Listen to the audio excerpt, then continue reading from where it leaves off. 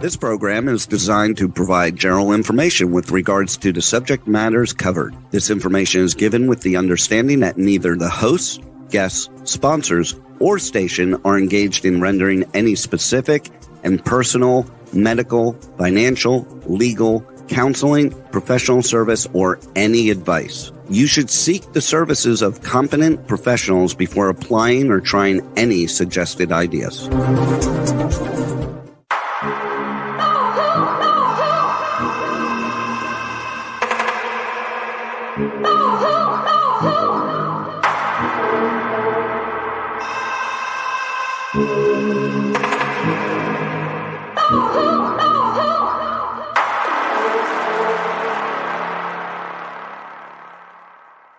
Good morning, true seekers and true crime junkies. Welcome back to another episode of Hit the Road Jack, Finding the Zodiac.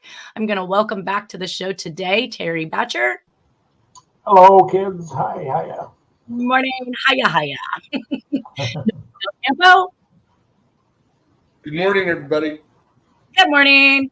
And our soul getters, Harriet Suchet. All right. iPhone again, so hopefully next time. iPhone. We love you guys. I love you too. We left off last week at the Albany, New York letter where I thought things kind of got interesting. Again, I get to see now why I included things like the Charlie Chop-Off series of crimes that occurred in New York, because after reading my own notes, years and years later, I've been talking about Charlie Chop-Off, I think, for at least about 3 weeks now in regards to some mutilated boys that were occurring in New York.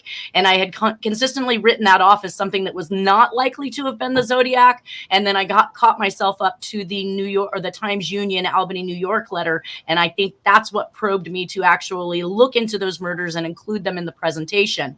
But before we get started, I wanted to address a YouTube commenter who had made a comment in regards to one of the episodes, and they asked why I have guests if I'm the one that's going to do all the speaking. Now, it's unfortunate they didn't have any real good question in regards to evidence or otherwise, that they really were just kind of, it's that ad hominem argument again, beating up on me. But the bottom line and the easiest or simplest way to describe this is I paid for it. I paid for it. I have the presentation. I put this stuff together. This is what I chose to do. And I ask you guys on as Nolan, my history buff, my media buff, my journalism buff. And then we've got Terry B, who does some, I think, extenuating research. I think you've spent hours and hours in some of these cases, and you know far more about the logistics of these cases than I do. Harriet has been with me since I started. I think she was involved actually well before I was with Dennis Kaufman and putting together some of these communications and information. Mm-hmm. On the Zodiac killer, and then eventually discovered encoding things based on what Dennis had shared with her. So I think that you all bring a great piece to the presentation that helps for other people to understand a little bit better maybe why I've made some of these connections, right? Yep. I met Dennis at your house in Citrus Heights years ago, and he was big on Black Dahlia at the time. He never really wanted to step out onto any of the other cases. He was really convinced that he was just the Zodiac. It took a lot of information from me through letters and communications to kind of let him know that the Zodiac wasn't a single isolated incident that occurred over an 11-month period for this person to have written as many communications as he did and fallen off the face of the earth. In fact, many of the communications go on to say that we're about to read one. Actually, let me just step into that. So on August 1st of 1973, we got a letter in Albany, New York. It was actually mailed out of Albany, New York. So this doesn't necessarily mean that Jack had to be there. Sometimes I think that his communications are getting around by other means, like John Mark Carr in the John Benet Ramsey case. We saw some communications that came, I believe, through him and his acts as part of this group. But this one was actually mailed from Albany, New York, and it is mailed to the Times Union. It says, "You were wrong. I am not dead or in the hospital. I am alive and well." Now, this is a statement that he made in the DB Cooper. I'm alive and well. So we're going to keep seeing this time and time again, because they're reporting he's either gone to jail, he's dead, he's in the hospital. There's, something preventing him from continuing his tasks. And he is clearly saying, I am out here and I am free. He says, "Going to start killing again. Below is the name and location of my next victim. But you had better hurry." There's that hurry statement we've talked about. Hurry up, slow down. We've been seeing that ever since the lipstick killing, Black Dahlia. Because I'm going to kill her August 10th at 5 p.m. when the shift change. Albany is a nice town. Followed by a cryptic message. And that cipher was actually fairly quickly decoded, and it read, "Albany Medical Center. This is only the beginning." And it actually had some information that was redacted, so I wasn't able to determine what that first portion was. Do you know what that message said, Harriet? Oh, it's actually, those are all the code symbols that I decoded it differently. And it's from the Sergeant Lynch code symbols, and just added to the message. Yeah. So I feel like there's symbols in here that weren't. I feel like there's symbols in here that were not part of the Sergeant Lynch. Oh, they're there. They're just the Z's are slightly new. So and well, I see the number 5. Code. I see the number 5. Yeah. I see 7s. I see this. I don't know. Okay, I'm not going to try and pretend to understand that. Anyways, so basically, the fives are the zip code. The fives in the zip code. The numbers are okay. So we're going to get to we'll get to yourself in a second. Let me just put down what it was that I realized about this particular letter. Number 1, it's 7 days previous to the last Charlie Chop-Off attributed murder. So an 8-year-old black boy named Stephen Cropper was murdered on a rooftop with a straight razor, but did not suffer any genital mutilation. So this is happening within 7 days of a letter that I have already done an examination on and find is consistent with the handwriting of the Zodiac killer. So he's telling the public they're wrong about his whereabouts. He's going to start killing again, even though I show he hasn't stopped. He gives the name and location and a code. He's going to kill on the police shift change or the nurses shift change. I'm not sure which one they're alluding to at this point. It's date and time stamped like the Zodiac. It has double postage like the Zodiac. Albany Medical Center is also a veterans hospital where the beginning murders of Gall and Sharp actually began. So we had a Zodiac typewritten letter at Gall and Sharp's apartment in Albany, New York, even though they were found dead back in the Los Angeles area. He's not dead or in the hospital, which is a reoccurring theme. He's talking about next and who's next, which is just like Armand Robles from Black Dahlia, Dr. Edward Adams. He's telling about victims again. He says it's a nice town. This is exactly what DB Cooper said about Vancouver. The last kill before DB Cooper was November 15th, 1971 in the DC Freeway Phantom and the New York Boy mutilation last year. So we are having a theme that is running around this particular area. This is the communication I've been waiting for, and we see the last murder 7 days from now in the New York boy mutilations. However, the killer is claiming an adult female who works for Albany Medical in this letter, which ties back into the nurse murders. So we just keep having everything wrap itself right up around what we know is Zodiac. This was another person's take on it, which I thought was rather interesting. It was, they say that this was sent to the Albany Times newspaper postmarked August 1st, 1973, and obtained by Tom Voigt from the ZodiacKiller.com. The letter threatens to kill on the precise date of August 10th at 5 p.m. on a shift change, just 9 days later. An FBI cryptanalysis unit formulates the material at the foot of the letter to reveal Albany Medical Center. This is only the beginning, and a portion of redacted text leading to speculation that this may be the target, possibly a nurse similar to the Donna Lass case on September 6th of 1970. This may or may not be Zodiac letter, and despite the threat, nothing materialized immediately around this date that spiked any great interest. Rumblings of Richard Gaikowski connection surfaced due to his family with Albany, having worked for the Knickerbocker News from 1966 to the latter part of 1968 before traveling to Europe, then Haight Ashbury in San Francisco. There were, however, notable crimes in the months and years surrounding the August 10th, 1973 timeline relative to the Albany Medical Center. The first was the murder of a prostitute, Gloria South, 18, shot once behind her left ear. Now, doesn't that sound familiar? Absolutely. With a 25 caliber pistol, and her body was found close to Morris and Lark Street behind the Veterans Hospital. But this took place approximately 2 years prior to this letter on June 29th, 1971. And I could go back and see if any of the Charlie Chop-offs related or were around this particular time frame as well, which was something I haven't done at this point. But this took place, although it was very close to the Albany Medical Center, the killer was thought to be known to the police, but without solid evidence, they were unable to make a charge stick.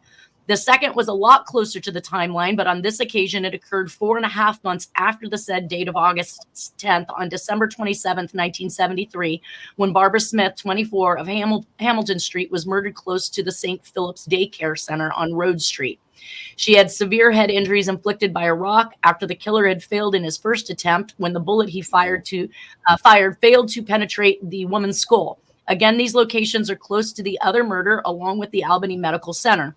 On November 2nd, 1974, Kathleen Kolodjizze, I'm not going to be able to say that name, vanished after leaving the Vault Bar in Cobleskill.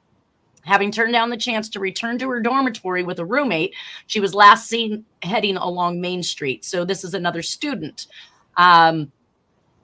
The village of Cobleskill lies approximately 40 miles west of Albany. According to a witness, she was last seen getting into a yellow Volkswagen Beetle just before 2 a.m. We do have Jack with a yellow Volkswagen Beetle, and he can be seen in those pictures in Texas. I don't know. I'll have to go back to check that time frame. Let's see here. Just before 2 a.m., although this is far from certain. 26 days later, on November 28, 1974, she was discovered on McDonald Road, Richmondville, lying on a stone wall. Now, we do have the original letter from the communication of Georgette Bauerdorf was found on a stone wall near a school. So I don't know if this was a communication put together for the suspect, because again, we do find that the way the laying of the body, as Terry had mentioned in our last episode, that the way the body was laid out was very purposeful. So this could have been a purposeful connection. Quick question: Who wrote this, and where was it published? This is on one of the Zodiac websites that you can find online. It looks like I didn't take down the actual URL in which I got it from, so I am not sure. Okay. It's intelligently written. Right. So, lying on a stone wall, she was partially clothed, just like many of the victims, have been brutally stabbed in the back and shoulders numerous times. Kathleen's autopsy was carried out at the Albany Medical Center. These murders occurred from June 1971 to November 1974. The Zodiac's hiatus in confirmed correspondence occurred between March 1971 with the Los Angeles letter or questionable Pines card in January 1974 with his last reputed contact in the form of the Exorcist letter. Now, he says last reputed contact. That is not. Exorcist letter is not where the Zodiac ends. But as likely is that And again, he makes a very good point. From March of 1971 to November of 1974, there is this hiatus from the Zodiac killer, but we see these other serial killing sprees pop up in these other locations. So, but as likely is that a 1971 Zodiac letters marked the end of one era only for a new one to begin. My thoughts exactly. Is it possible the Zodiac switched from one location to another during this timeline, or maybe the Zodiac is simply being credited for crimes far and wide beyond the realms of reason? Many researchers question the nature of certain crimes like un-Zodiac-like in their modus operandi, but he did once claim in the November 9th, 1969 bus bomb letter that he would change the way the collecting of the slaves. I shall no longer announce to anyone when I commit my murders. They shall look like routine robberies, killings of anger, plus a few fake accidents, etc. So who knows? The murders of Doreen Gall and James Sharp provided another link, but in a different way. In the Gall residence was located in Myrtle Avenue, which is in Albany, within touching distance of the Albany Medical Center. Gall and Sharp had been brutally murdered and disfigured. Their bodies found on November 21st, 1969 in a Los Angeles alley between Arapahoe Street and Magnolia Avenue. And that takes me back to the Magnolia murders, which was more the Black Dahlia era.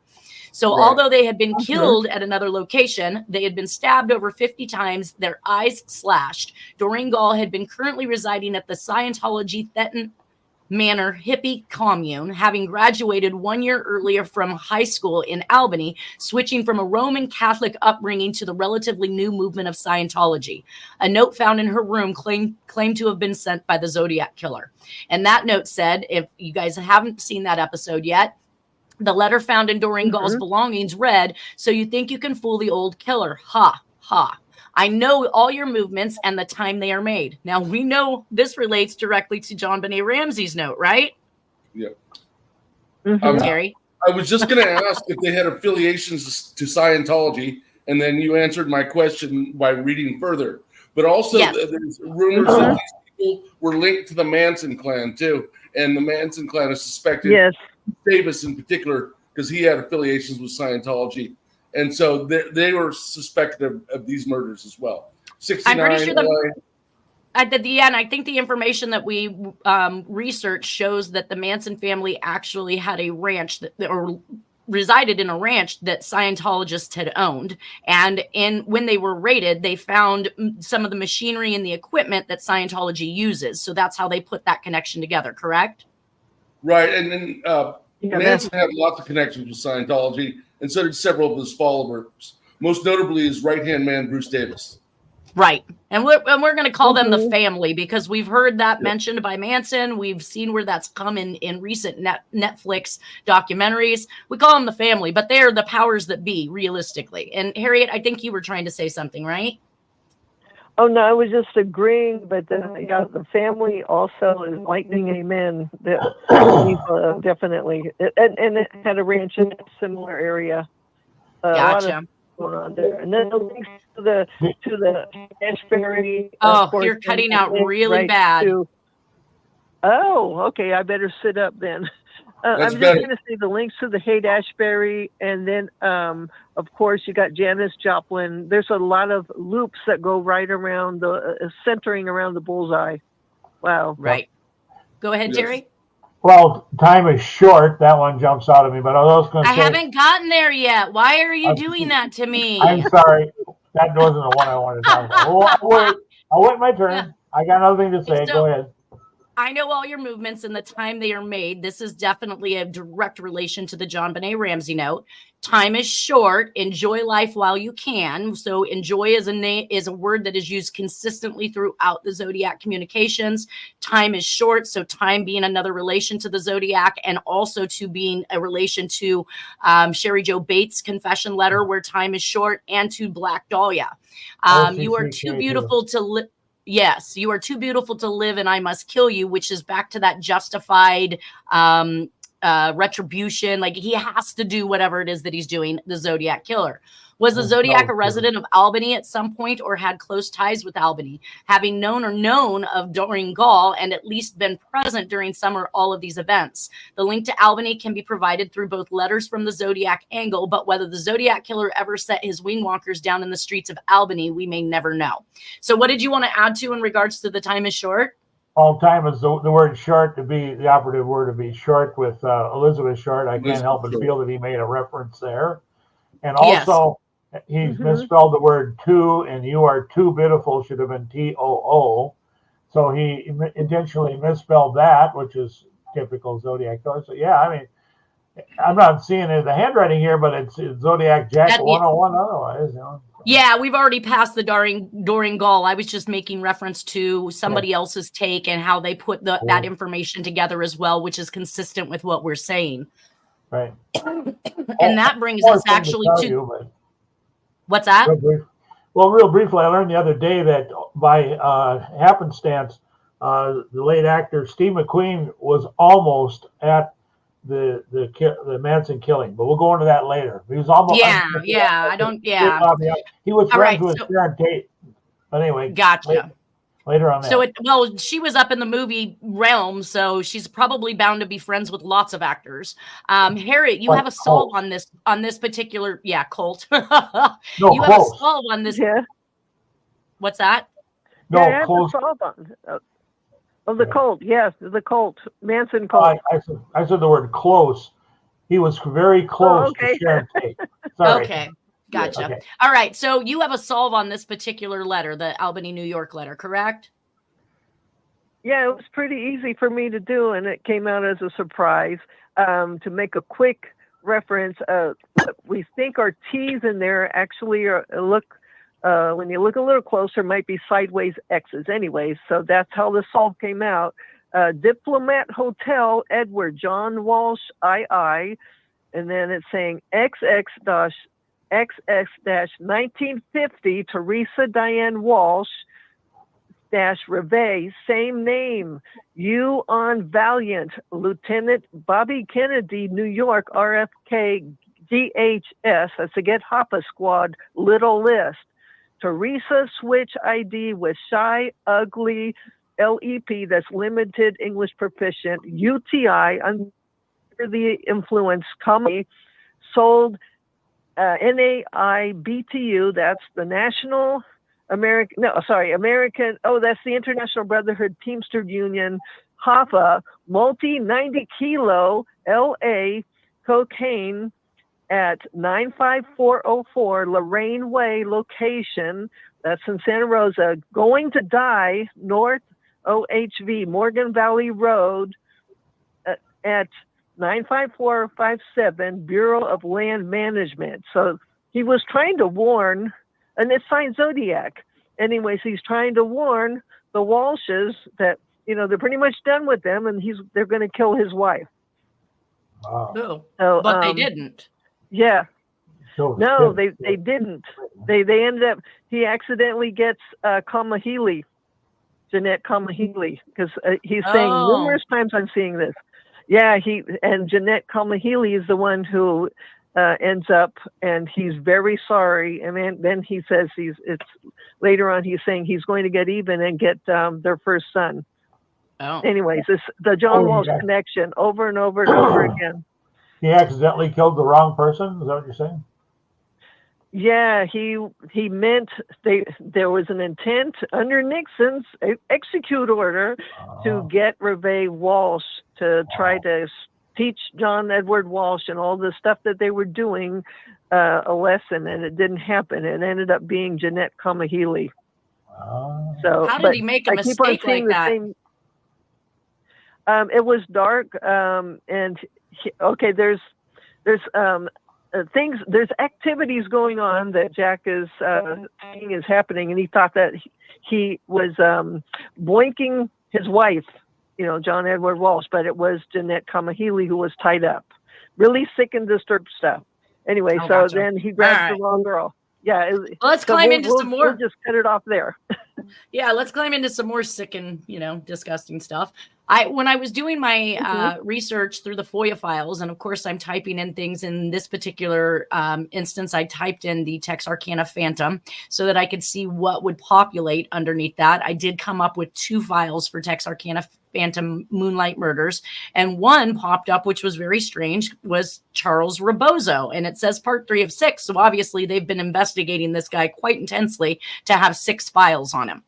And Charles Rebozo comes forward on August 1st of 1973. So the same day that letter is written in Albany, New York, he comes forward stating $100,000 from Dick Danner in 1969 on behalf of Howard Hughes to be paid to the Republican presidential campaign in 1970.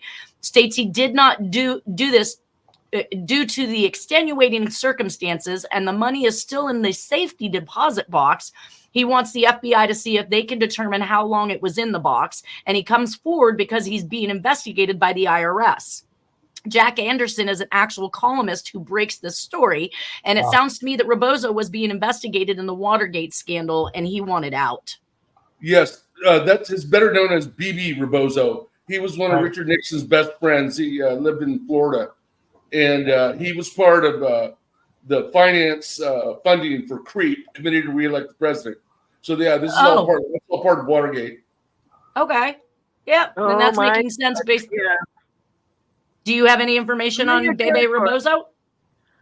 Just that he was, that he's just like he said, he's linked to Nixon, which is linked to some people that were funding Nixon that ended up betraying Nixon. But anyway. Well, you guys are going to find that the connection between him and some of the stuff that's coming up is pretty astonishing, especially when it applies to the solves of Harriet. So I'm going to go on with this information. He was an American, Florida-based banker and businessman who was a friend and confidant of President Richard Nixon. Rebozo received a letter threatening his life in 1974. I've not seen this letter. In 1976, Rebozo was the subject of a bank fraud investigation. The loan application Rebozo filed with Hudson Valley National Bank, Yonkers, New York, stated that the loan was for residential real estate when it was actually used for business. Rebozo repaid the loan with interest, and the bank did not file a complaint. Rebozo died on May 8, 1998, of complications from a brain aneurysm. Now, Rebozo first met then U.S. Representative Nixon in 1950 through Florida Representative George Smathers. Smathers had recommended Key Biscayne as a vacation destination to Nixon, who eventually established a residence there, which was later nicknamed the Winter White House by journalists. While Nixon was vacationing in Key Biscayne, Smathers and Rebozo take Nixon deep sea fishing. Rebozo and Nixon then started a friendship that endured for 44 years. Rebozo quickly became best friend and financial and real estate advisor to Nixon. And in 1968, Rebozo changed his party from Democrat to Republican. According to Rebozo, the two men were swimming together at Rebozo's home in June 1972 when Nixon was first informed of the Watergate Hotel break-in, and he was with the president on the night that Nixon resolved to resign from his presidency. John Dean, Nixon's lawyer, testified before the House Judiciary Committee that he had been ordered to direct government agencies covertly to punish a journalist who called Rebozo Nixon's bagman. Rebozo was investigated for accepting covert payments of $100,000 on behalf of Nixon. Journalist Jack Anderson speculated that Watergate special prosecutor Archibald Cox had been fired because he had started to investigate Rebozo's role in Nixon's accepting covert payments. According to New York Times article dated November 27, 1975, a completed manuscript of a biography on Bebe Rebozo was scheduled to be published by Farrar, Straus, and Garreau was stolen from the home of Thomas Kiernan. In addition to Rebozo's biography, several tape recordings of interviews and several research files, including one file containing all of Mr. Kiernan's book contracts and another containing all his royalty statements, were taken. Other news coverage at the time pointed out that the thieves ignored jewelry and other items of value. So they were definitely not there to rob him. They were there to remove any information or research that he has done. Well, I guess, Harriet, in our way, if they just crash our computers, I feel better than knowing somebody came into my house and stole my stuff. Yeah. I have a couple quick comments on Smathers. Yes. Smathers is all over the board. He was tight with Jack Kennedy. I didn't know he was tight with Rebozo, but makes sense. They're both in Florida. He went to law school in Florida, or he went to the University of Florida with Phil Graham, who ended up marrying Katharine Graham, publisher of the Washington Post. Phil Graham later died mysteriously, allegedly of a self-inflicted shotgun blast. But that has to do with the mind control stuff. We're not on that right now. But anyway, they both worked for Supreme Court Justice Felix Frankfurter right after law school. And they would argue back and forth.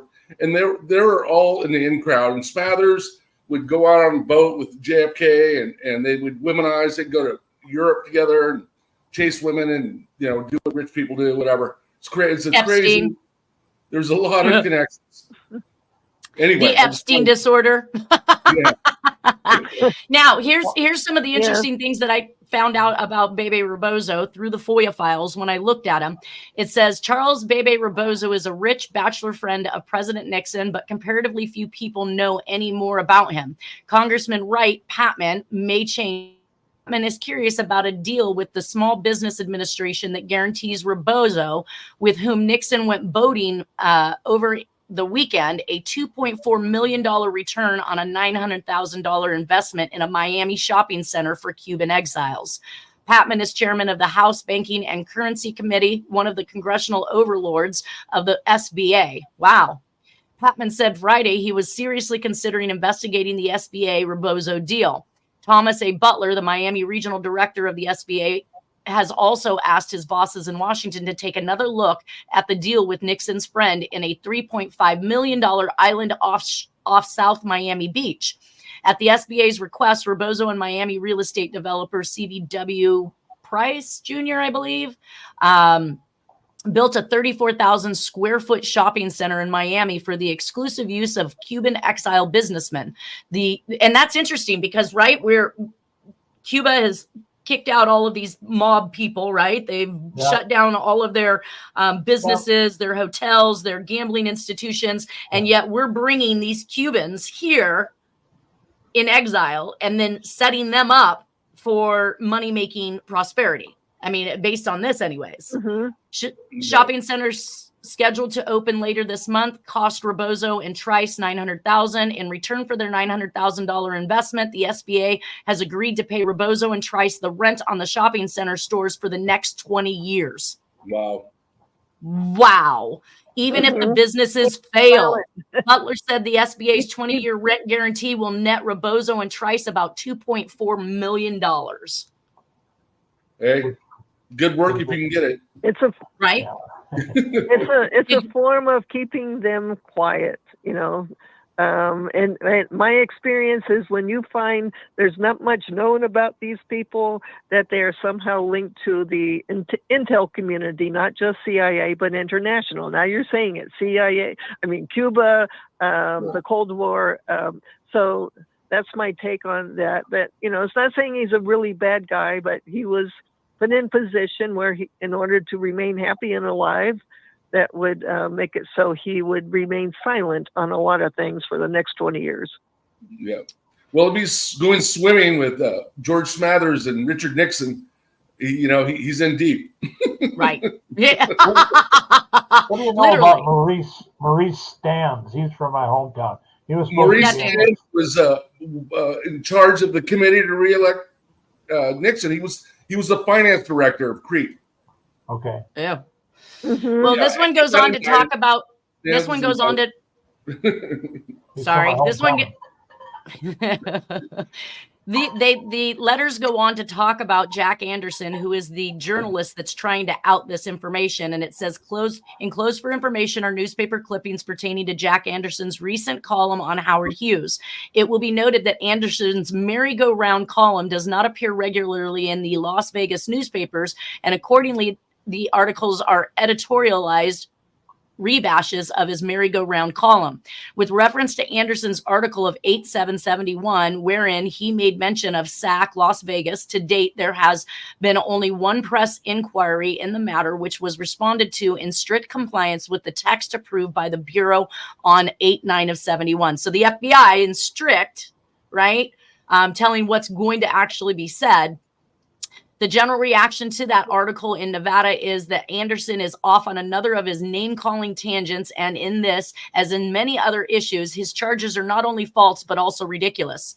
And that bothers me because they are admitting to the fact that, yes, he's writing a letter about Rebozo and about Nixon and about Hughes and how this merry-go-round went around, and yet they're calling him off his rocker, which is oftentimes what Harriet and I receive, or even Terry, right?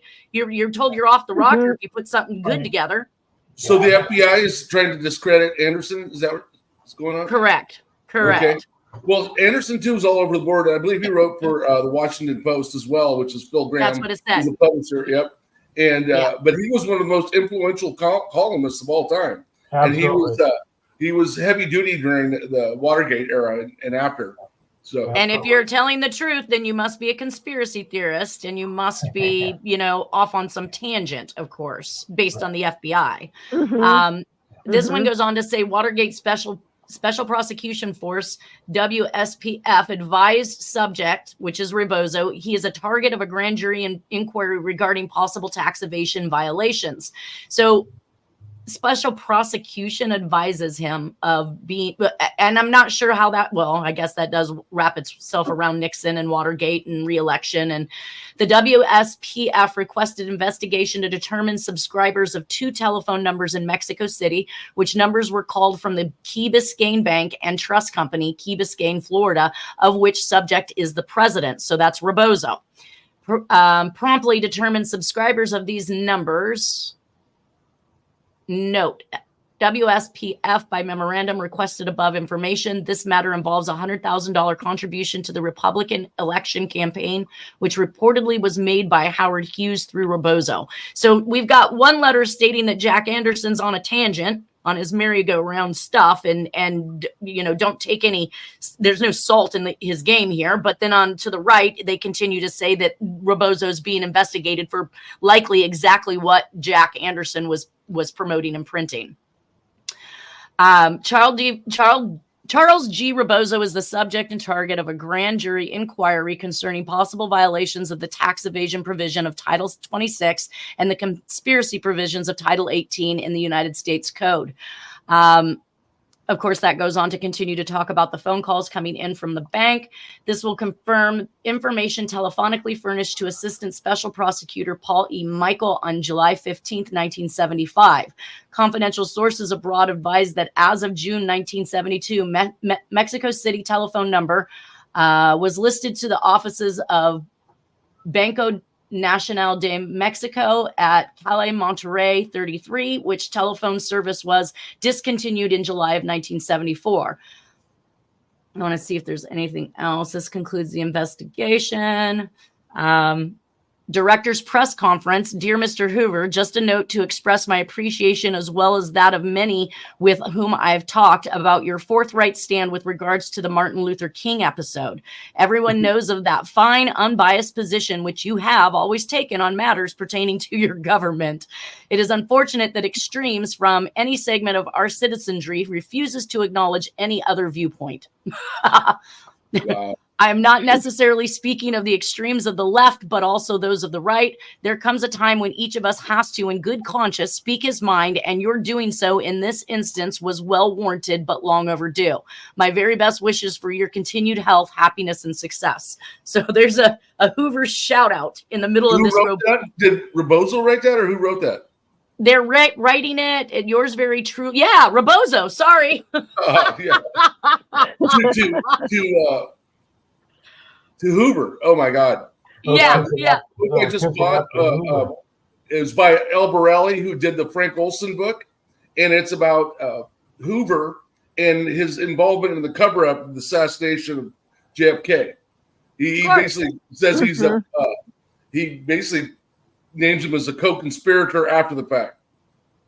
And here he is getting props by Rebozo. Yeah, this is awesome.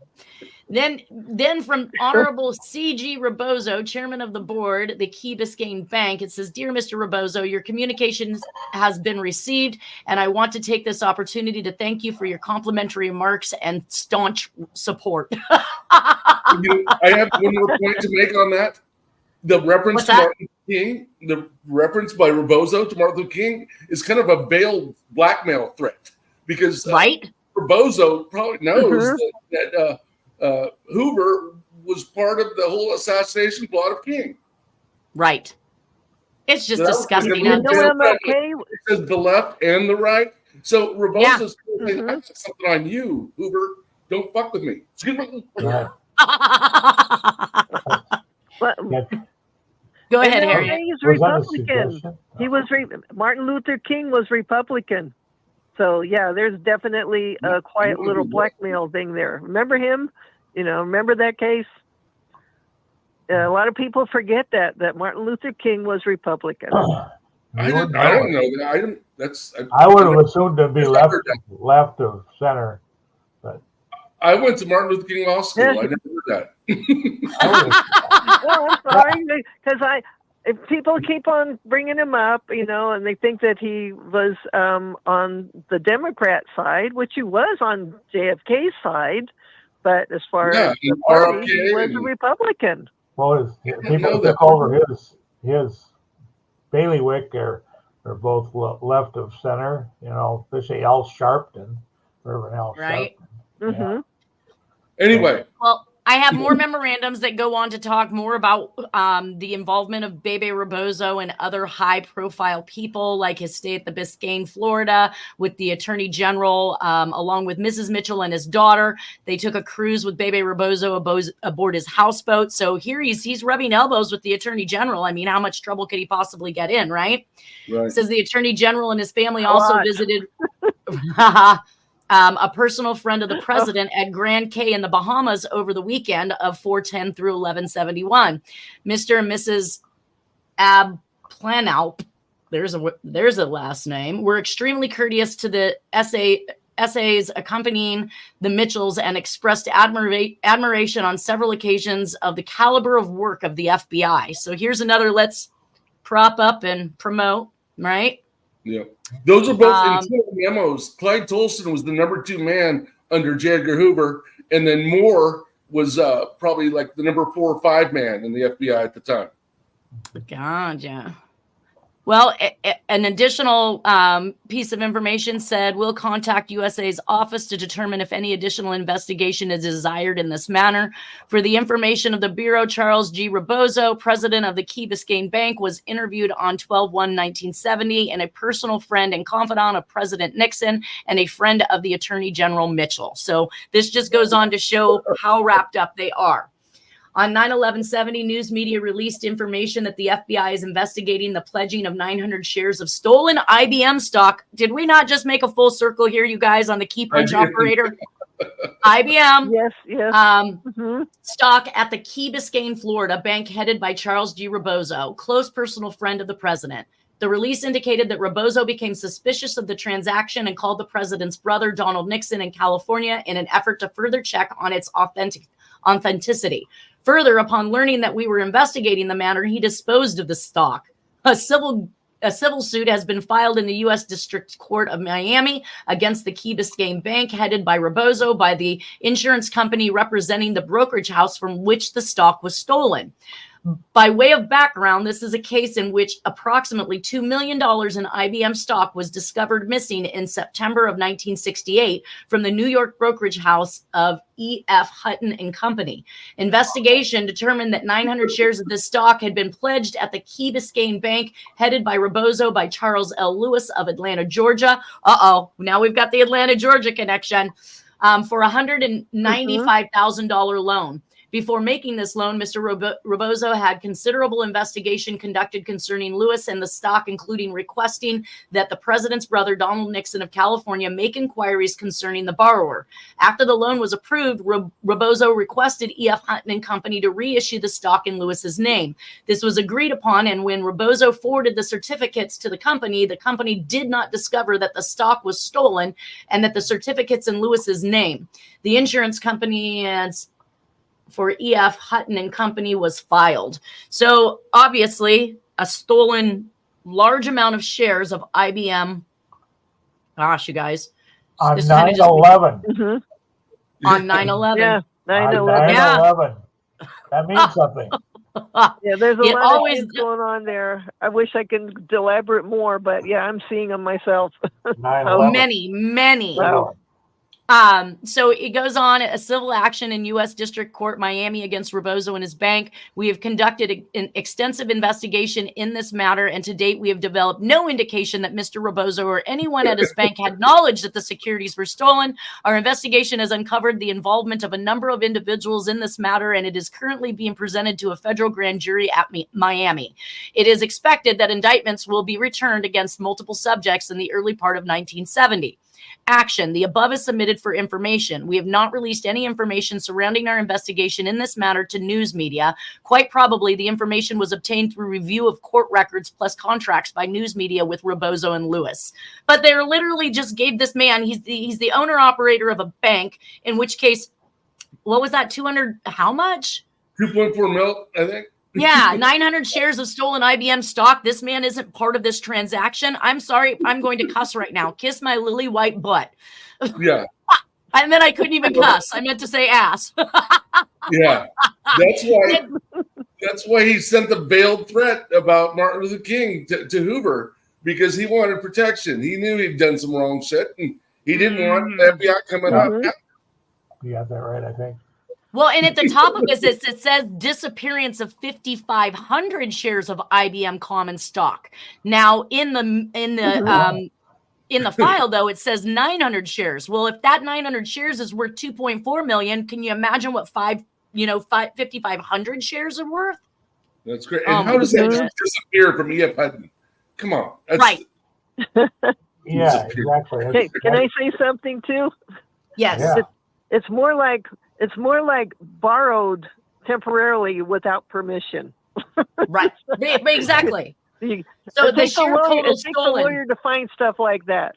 So rather than they use the word stolen, but it's borrowed temporarily without permission. Well, and it says I got that from Jack Sparrow. Anyways, keep the pirates. A long story. That's amazing stuff. But anyways, I love that phrase. Right? I'm just trying to see if there's anything else quickly in here so I can pass by. Indicated he believed he could bring political influence to bear on his transfer request because he claimed he had not furnished all the information in his possession concerning the theft of the securities from the mails at Kennedy Airport because of the political conditions involved. Blank stated a New York hoodlum whose name was unrecalled. It's always unrecalled, right? I don't recall. Obtained a loan of $115,000 from a bank at Biscayne Beach, Florida, after President Nixon's friend Bebe Rebozo made arrangements for the loan. The hoodlum pledged some of the stolen securities as security for the loan, with Rebozo's knowledge that they were stolen. According to this person, claimed that Rebozo received 900 shares of them. Getting deeper, Rebozo. He received 900 shares of IBM stock for a payment in this matter. He also stated that another individual, one phonetic spelling not further identified, had a significant role in obtaining the loan from Biscayne Beach Bank and in the disbursement of the stolen securities. Blank did not identify the securities pledged for the above-mentioned loan. Blank indicated he did not tell all he knew of the theft of the securities from Kennedy Airport because of political considerations, but he has found the Federal Correctional Institution at Texarkana, Texas, so distasteful he is willing to tell everything if he can bring political pressure to obtain a transfer. Whoa, so he's in prison. Right? Yeah, loops around. Oh my God. Yes. Right.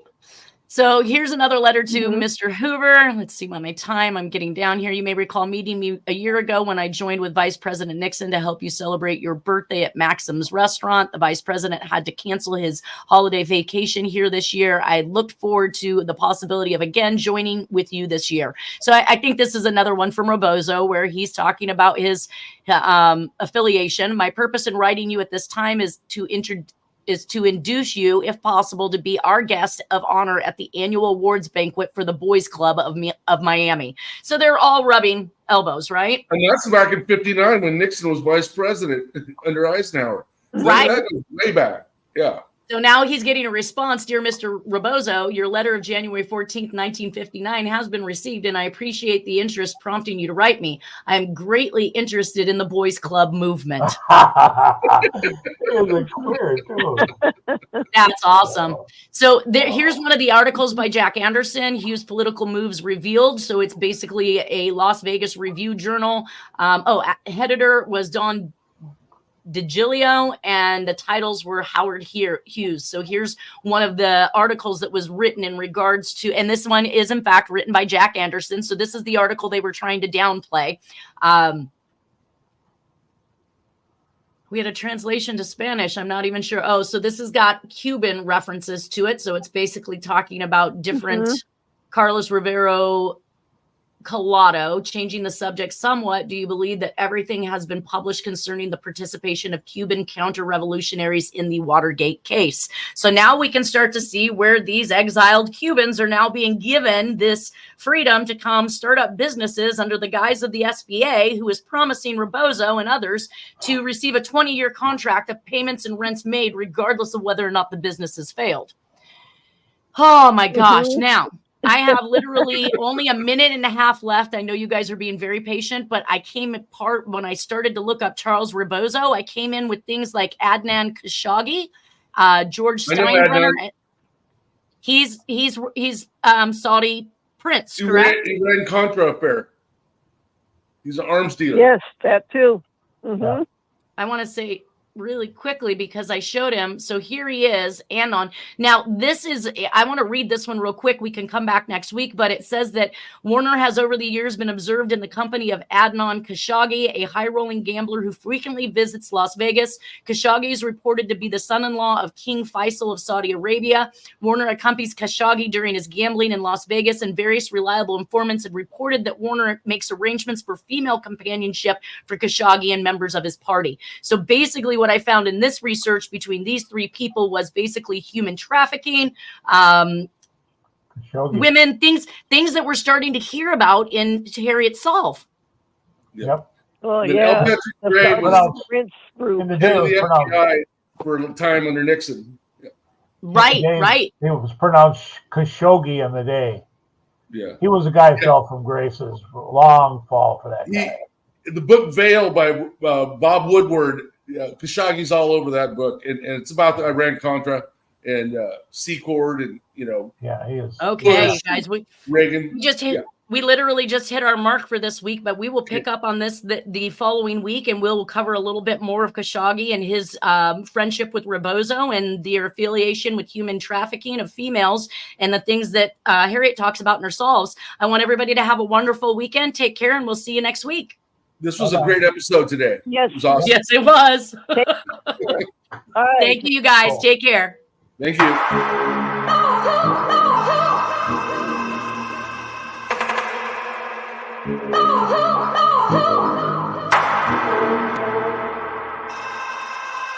Oh,